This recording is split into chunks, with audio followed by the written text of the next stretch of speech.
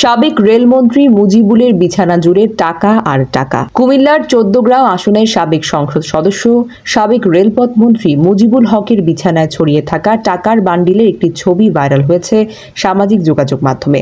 শুক্রবার বিকেল থেকে ফেসবুক, টুইটার ও টিকটক সহ বিভিন্ন সোশ্যাল প্ল্যাটফর্মে ছবিটি ছড়িয়ে পড়তে থাকে। তবে ভাইরাল এই ছবিটি কবেকার সেটা জানা কিন্তু একেবারেই সম্ভব হয়নি।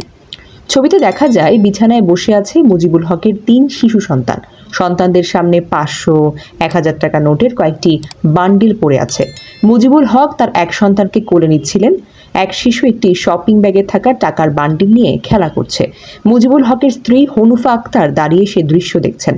ধারণা করা হচ্ছে সাবেক সংসদ সদস্য মুজিবুল হকের কোনো এক সন্তানের জন্মদিনের ছবি এটি। সন্তানের জন্মদিন উৎসবকে আরও আনন্দময় করতে কয়েক বান্ডিল টাকা ছড়িয়ে দেন বিছানায়। এই সময় মুজিবুল হকের খুব কাছের কেউ সেই ছবিটি তুলেছিলেন।